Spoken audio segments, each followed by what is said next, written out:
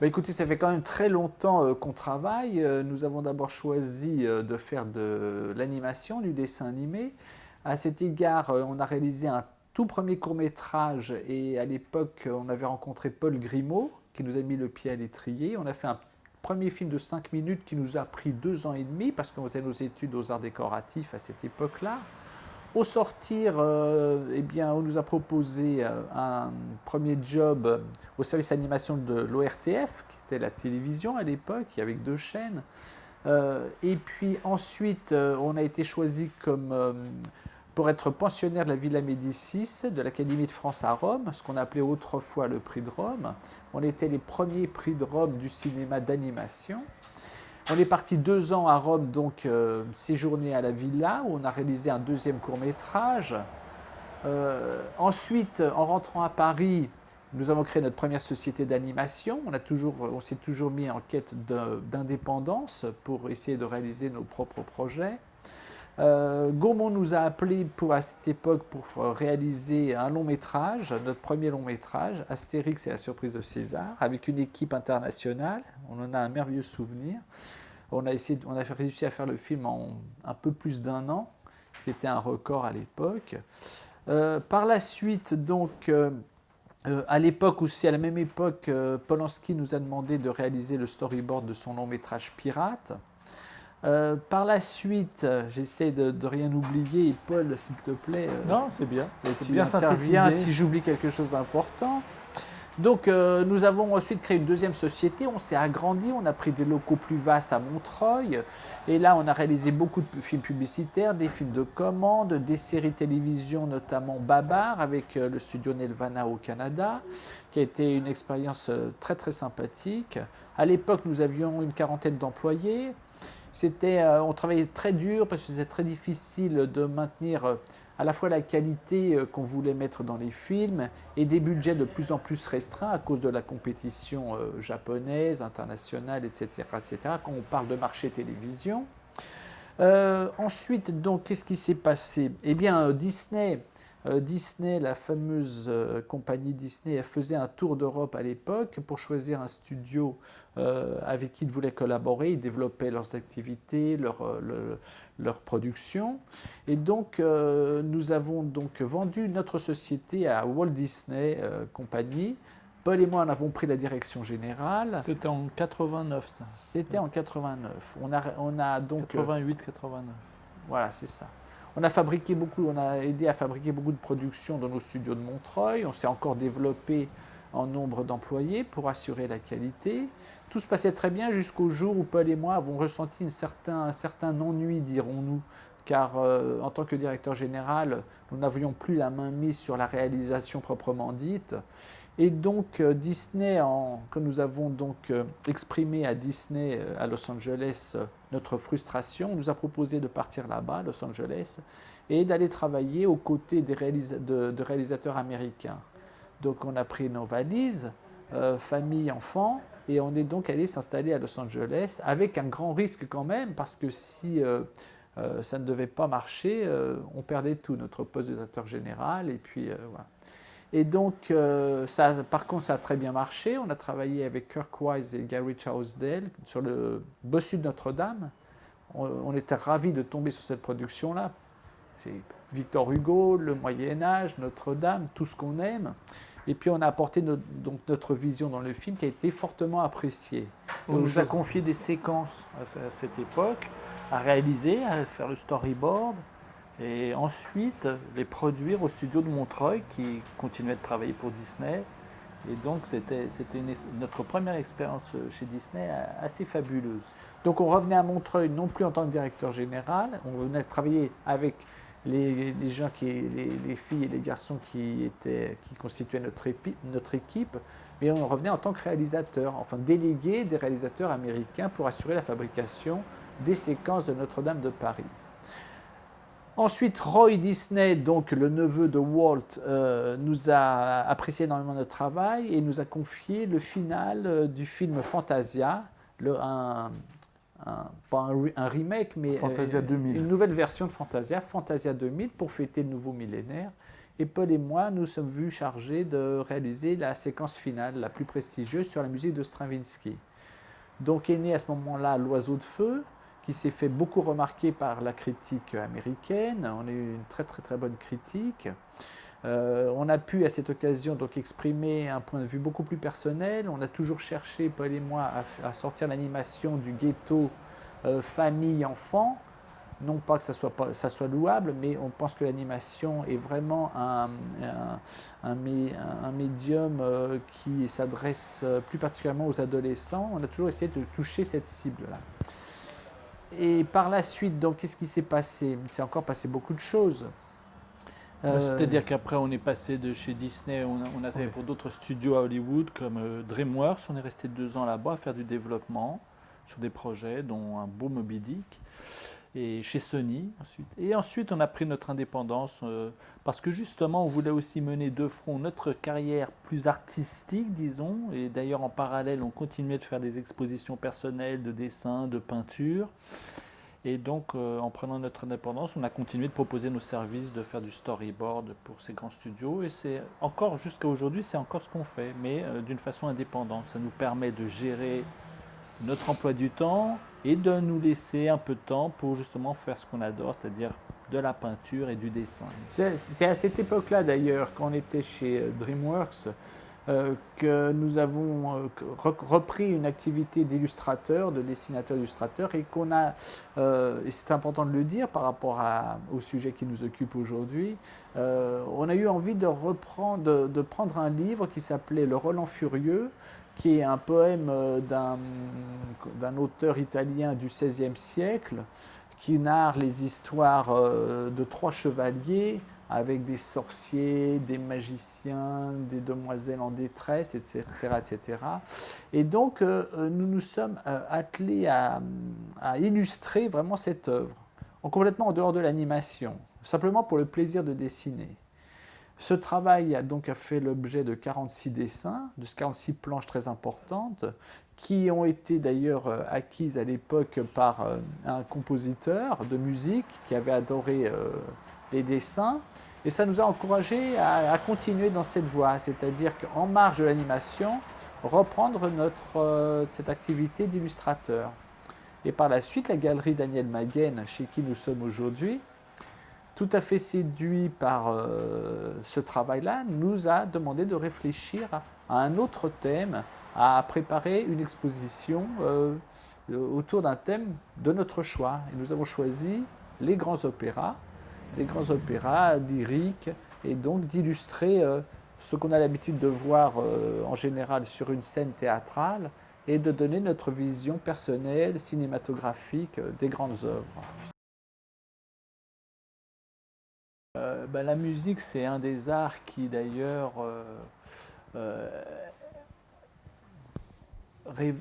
révèle, inspire tous les artistes. Et c'est d'ailleurs le succès qu'on a eu avec L'Oiseau de Feu, dont parlait Gaëtan tout à l'heure, pour Fantasia 2000. La musique nous a porté, celle de Stravinsky, et nous a tout de suite donné des images et une histoire en même temps à raconter. Donc oui, on a tout le temps été inspiré par la musique, grand amateur d'opéra et de n'importe quelle bonne musique, pourvu qu'elle soit bonne. Elle a tout le temps été à l'origine de nos créations. On avait même à un moment donné un rock-opéra sur la musique des Rolling Stones en projet, qu'on avait même commencé à produire à Paris, mais qui, à cause de certains problèmes de production, n'a pas malheureusement vu le jour. Mais la musique a tout le temps été là. C'est-à-dire qu'on a mis un S parce qu'on a eu cette ambition de nous attaquer vraiment au patrimoine de l'opéra, c'est-à-dire les grandes œuvres, en mettant en avant les plus célèbres, bien entendu. Donc opéra avec un S, tout simplement parce que nous avons illustré la Traviata, les Nibelungen de Wagner, la Flûte enchantée de Mozart, la Tosca de Puccini, enfin tous les plus grands et les plus célèbres opéras, en ayant comme paramètre, critère de choix pour savoir quel dessin on ferait. 2 éléments. C'était d'abord illustrer les airs les plus connus, les plus emblématiques de l'œuvre, et en même temps en regardant, en lisant l'histoire du livret, le livret lui-même, souligner les moments particulièrement spectaculaires, comme la rencontre de Siegfried avec le dragon, le suicide de Tosca, qui sont des éléments d'histoire très inspirants pour les cinéastes que nous sommes. Oui, on a choisi des opéras, disons, visionnaires, à partir du moment où La Flûte enchantée que Mozart avait écrit à l'époque était même une œuvre destinée aux enfants, comme un conte de fées. Donc des opéras qui étaient sujets justement à une fertile imagination. Donc c'est pour ça le choix de ces 12 opéras. Dieu sait s'il y en a des opéras. Donc c'est totalement subjectif. C'est 12 opéras par 8 grands compositeurs, mais en fait c'était un vaste sujet, on aurait pu continuer de l'exploiter encore pendant longtemps, mais il fallait juste avoir une limite. Donc on a choisi ces 8 compositeurs et ces 12 opéras parce que justement il présentait des grands espaces ou des histoires merveilleuses et lyriques. Donc c'est ce qui a prélude à notre choix.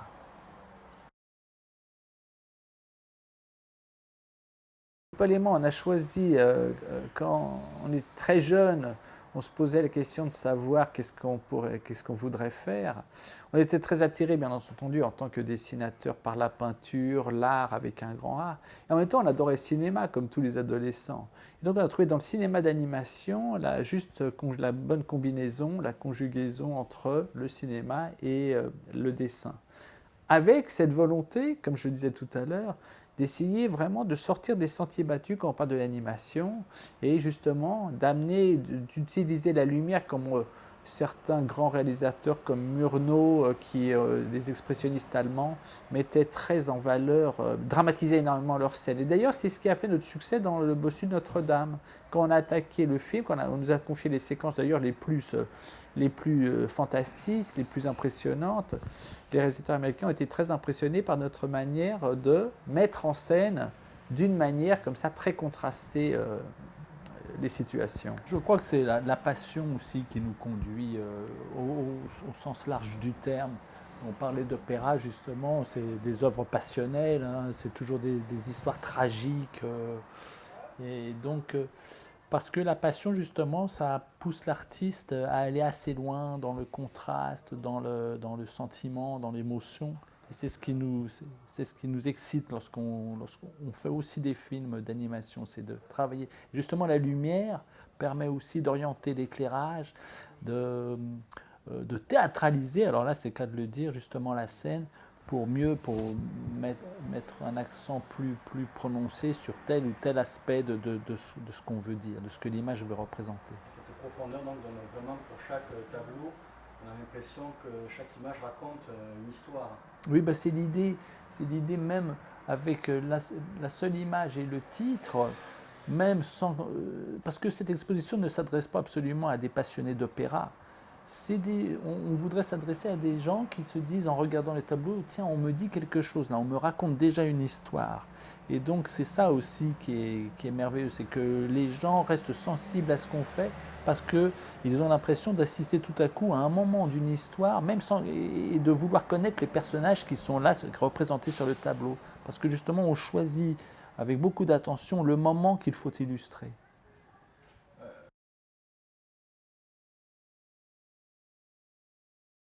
La mort de toute façon, hein, parce que d'abord on a toujours été très attiré par le fantastique, et puis tous les artistes sont un peu fascinés par la mort. Hein, et la jeune fille c'est Eros, comme on dit Eros c'est Thanatos, donc la combinaison de l'amour et de la mort, qui sont souvent des sources littéraires d'ailleurs d'inspiration pour tous les artistes.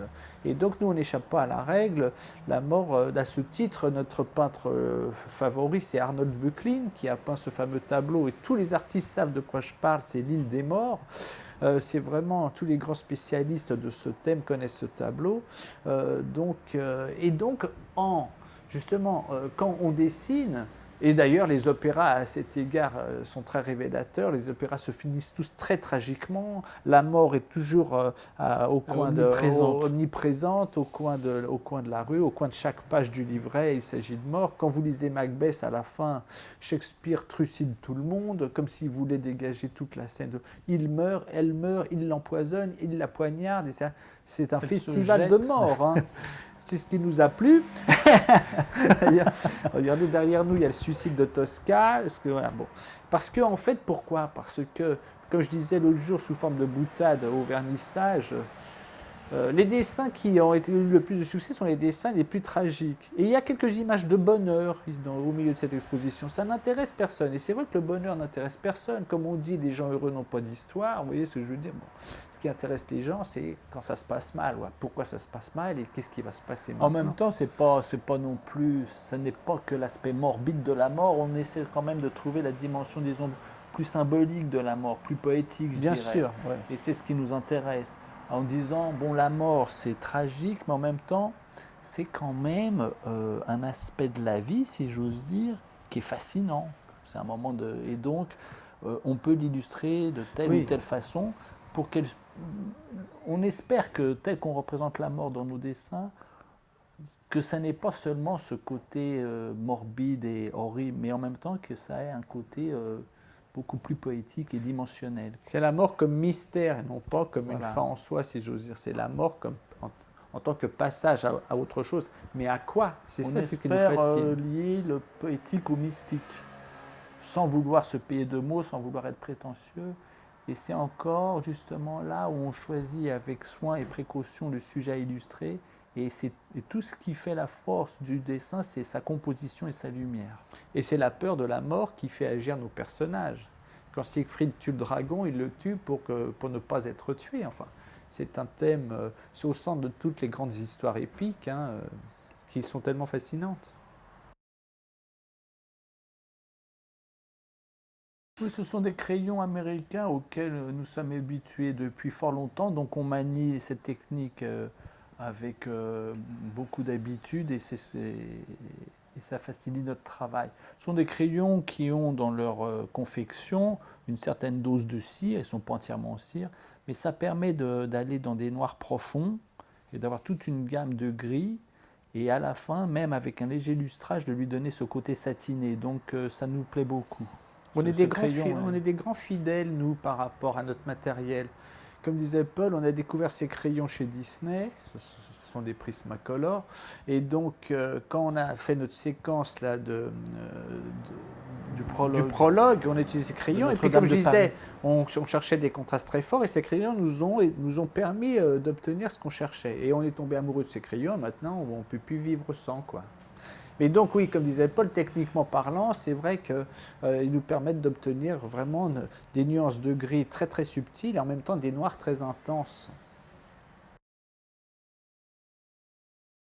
Au fil des années, on s'est malgré tout chacun spécialisé pour être plus complémentaires et de façon à être plus forts ensemble.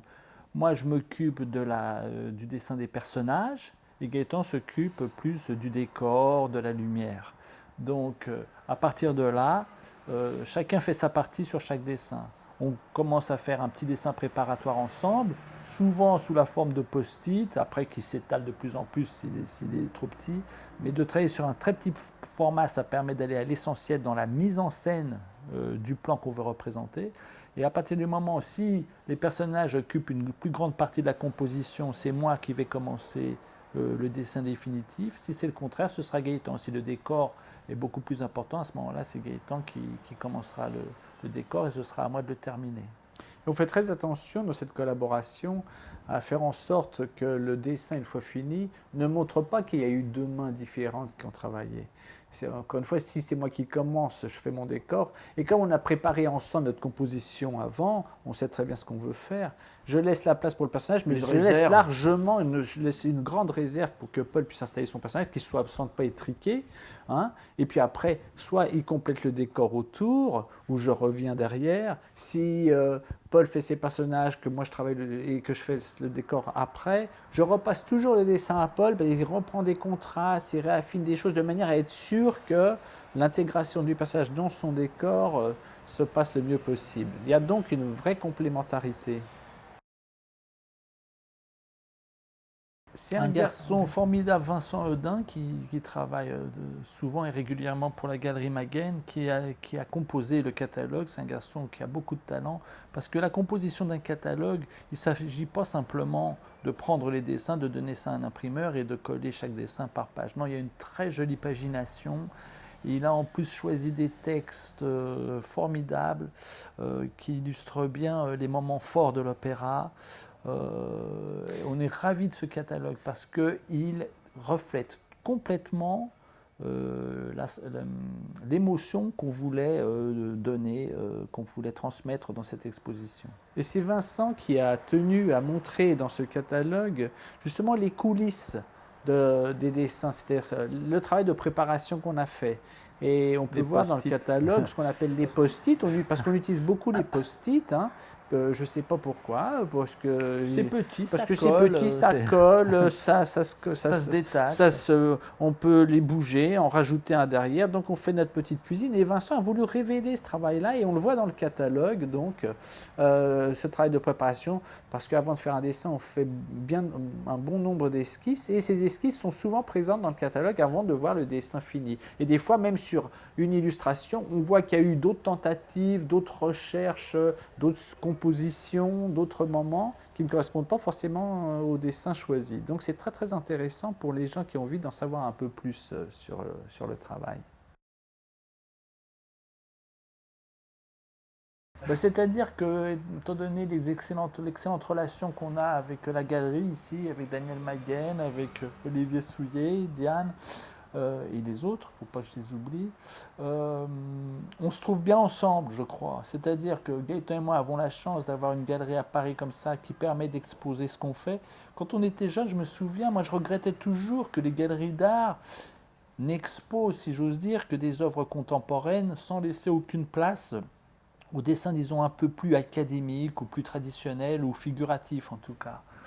Et on a trouvé chez Daniel Maguen justement exactement ce qu'on recherchait toujours, c'est-à-dire pouvoir exposer des œuvres qui soient figuratives, des dessins qui soient figuratifs, et il y a beaucoup d'amoureux d'illustration encore aujourd'hui, et on est content de pouvoir répondre à cela. Donc aujourd'hui, on parlait l'autre jour avec Daniel, de pouvoir faire une exposition tous les 18 mois ici. Évidemment, il faut quand même le temps de choisir le thème et surtout d'élaborer les dessins, parce que ça demande aussi, chaque dessin demande pas mal de temps vu la qualité, l'élaboration de la technique. Donc c'est un de nos grands projets. Parmi d'autres projets qui restent aussi dans notre domaine d'animation, on a un projet de film d'animation d'une adaptation d'un bouquin de Boris Vian. On continue de travailler aussi pour nos amis producteurs américains sur les storyboards de leurs longs métrages. Et puis voilà.